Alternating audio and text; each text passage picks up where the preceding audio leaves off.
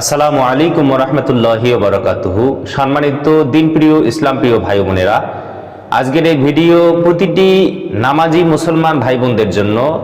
কারণ আমরা যখন নামাজ আদায় করি তখন আমাদের নামাজের মধ্যে বিভিন্ন ধরনের চিন্তা আমাদের মাথায় আসে, বিভিন্ন কথা, বিভিন্ন টেনশন, বিভিন্ন পেরেশানি, বিভিন্ন জিনিসের কথা নামাজের মধ্যে আমাদের মনে আসে। সংসারের কথা, ছেলেমেয়ের কথা, স্ত্রীর কথা, টাকা পয়সার কথা, ধন দৌলতের কথা, রাজনীতির কথা, চাকরির কথা, ব্যবসা বাণিজ্যের কথা, কৃষিকাজের কথা, বিভিন্ন জিনিসের কথা আমাদের মনে আসে। তো নামাজের মধ্যে যদি সব জিনিস যদি আমাদের মনে আসে, বিভিন্ন জিনিসের চিত্র, বিভিন্ন জিনিসের দৃশ্য, বিভিন্ন কাজকর্মের কথা যদি আমাদের মনে আসে, তাহলে আমরা কি করব? তাহলে আমাদের করণীয় কি?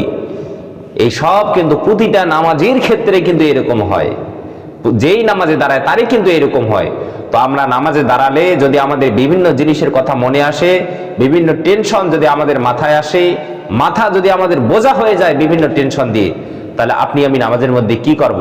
তাহলে এই অবস্থায় কি আমাদের নামাজ হবে না, নাকি আমরা নতুন করে আবার নামাজ পড়বো? এই বিষয়গুলো নিয়ে আমরা কথা বলবো। তাহলে এক নম্বরে আমরা কথা বলবো নামাজের মধ্যে আমাদের এসব চিন্তা আসে কেন, কি কারণে নামাজের মধ্যে আমাদের বিভিন্ন ধরনের এসব চিন্তা চেতনা আমাদের মধ্যে আসে। দুই নম্বরে হলো এসব চিন্তা চেতনা যদি আমাদের মাথায় আসে তাহলে আমাদের করণীয় কি, আমরা কি কাজ করব।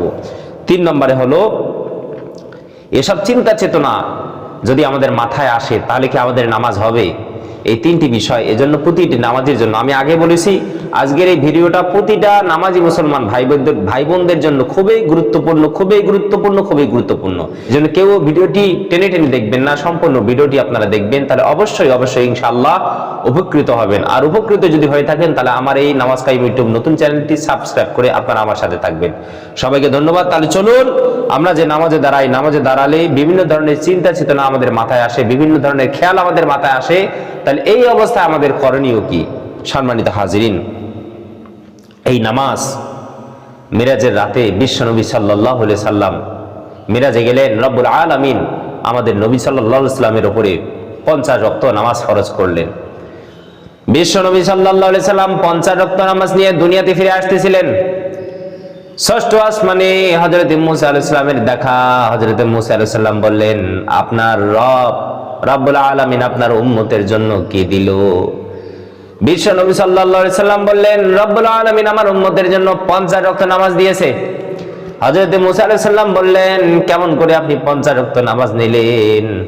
আপনার উম্মত তো খুবই দুর্বল, তারা তো কখনোই 50 ওয়াক্ত নামাজ আদায় করতে পারবেন না। আপনি এখন এই আল্লাহ তাআলার কাছে চলে যান।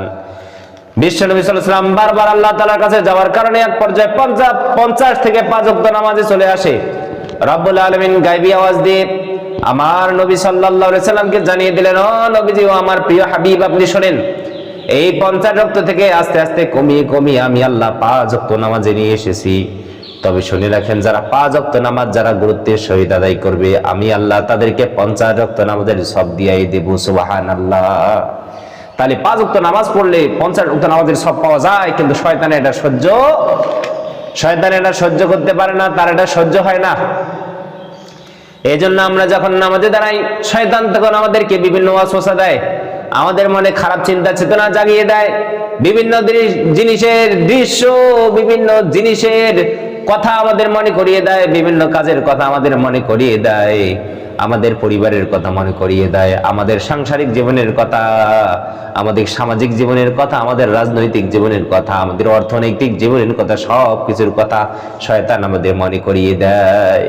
তো নামাজের মধ্যে আমাদের সব কথাগুলো, সব খেয়ালগুলো শয়তান আমাদের করিয়ে দেয়, যাতে করে এসব চিন্তা চেতনা আমাদের মাথায় আসে।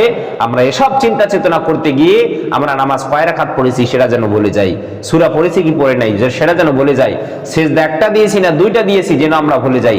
এসব যদি আমরা ভুলে যাই, এসব যদি আমরা ভুল করি, তাহলে আমাদের নামাজ কি হবে না।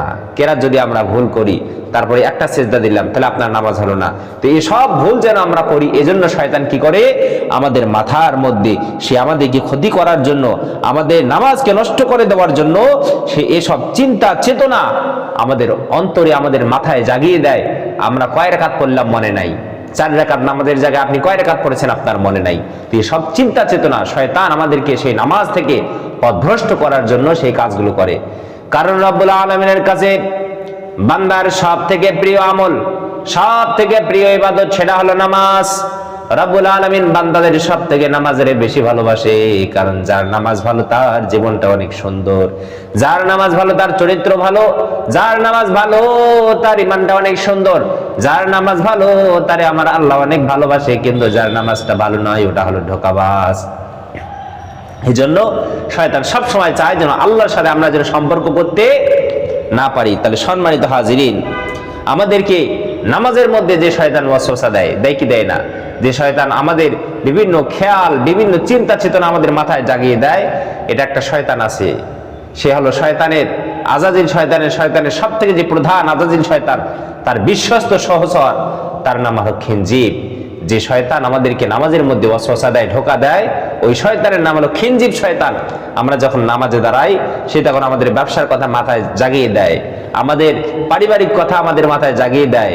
বউ বাজার করতে বলেছে যে এটা আনবা ওঠা আনবা, এটা আনবা ওঠা আনবা বাজার থেকে, শয়তান আমাদের মাথায় এসব কথা জাগিয়ে দেয় আল্লাহর গোলামেরা।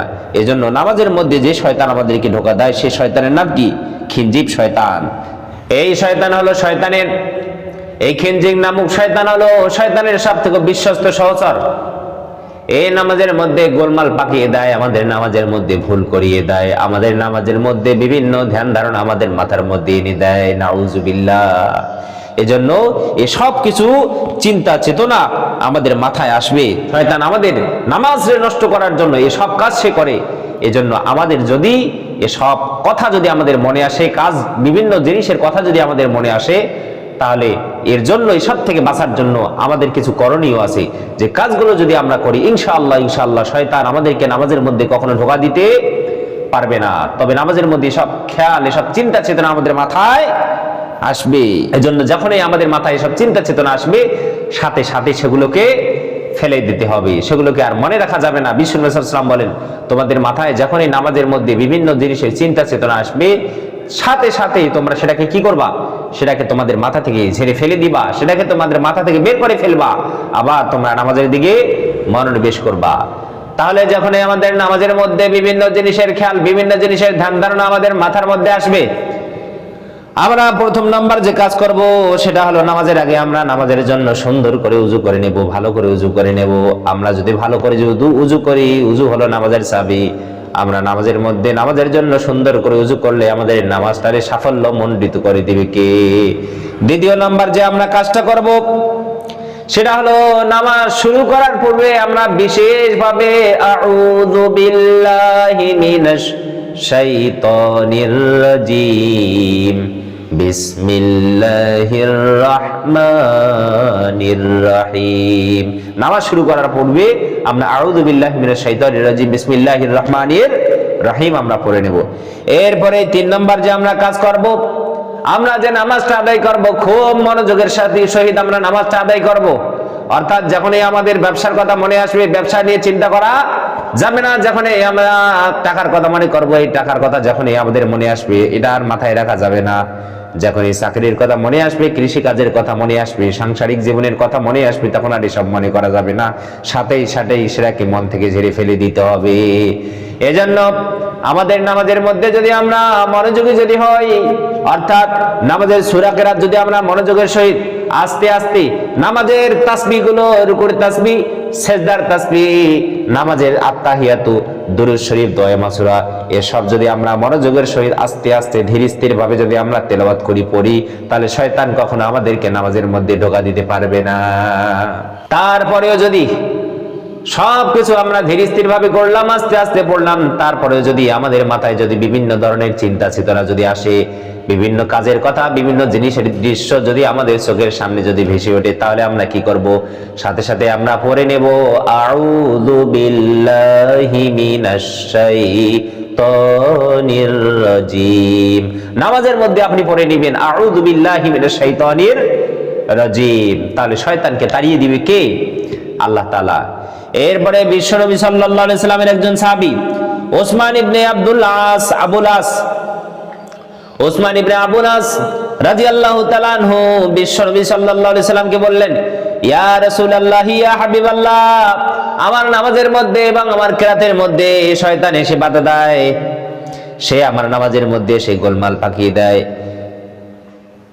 বিশ্বনবী সাল্লাল্লাহু আলাইহি সাল্লাম বললেন, তোমার নামাজের মধ্যে যে গোলমাল পাকিয়ে দেয় সে হলো শয়তানের একজন বিশ্বস্ত সহচর, তার নাম হলো খিনজিব শয়তান। সে তোমার নামাজের মধ্যে বাধা দেয়। শুনে রাখো, যখন এই দেখবা সে তোমার নামাজের মধ্যে গোলমাল পাকাচ্ছে, সে তোমার নামাজের মধ্যে বিভ্রান্তি ঘটাচ্ছে, সে তোমার নামাজের মধ্যে বিভিন্ন জিনিসের কথা মনে করিয়ে দিচ্ছে, যখনই তোমার নামাজের মধ্যে এরকম হবে তখনই তুমি আউযু বিল্লাহি মিনাশ শাইতানির রাজিম এটা পড়ে নিবা। পড়ে নেওয়ার পরে তুমি তোমার মাথাটা আস্তে করে বাম দিকে ঘোরাবা। ঘোরানোর পরে তোমার কাঁধে 3 বার আস্তে করে থুতু ফেলবা। বিশ্বনবী সাল্লাল্লাহু আলাইহি ওয়াসাল্লাম বলেন, তোমার থুতুটা যেন কুয়াশার মতো, অর্থাৎ সামান্য সিম্পল পরিমাণ যেন তোমার কাঁধে, অর্থাৎ তোমার বাম পাশে তুমি মাথার আস্তে করে ঘুরিয়ে সেদিকে তুমি বাম পাশে তোমার থুতু ফেলে দিবা 3 বার। কয়বার? এরকম করে 3 বার ফেলাই দিতে হবে। তবে মসজিদের মধ্যে নয়, মসজিদের মধ্যে ফেলাই দিলে, থুতু ফেলাই দিলে মানুষের মধ্যে ফিতনা তৈরি হতে পারে, ঝগড়া বিবাদ তৈরি হতে পারে। এজন্য মাথাটা আস্তে করে বাম দিকে ঘুরিয়ে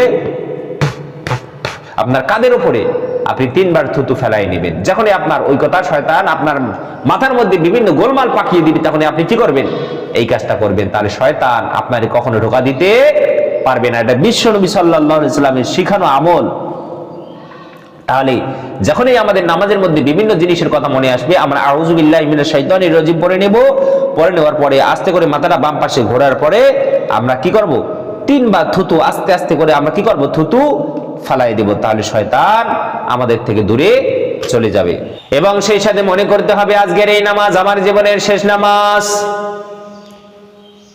এবং আপনি এটাও মনে করবেন যে আমার সামনে আল্লাহ তাআলা দাঁড়িয়ে আছেন, আমি আল্লাহ তাআলার সামনে দাঁড়িয়ে নামাজ পড়তেছি।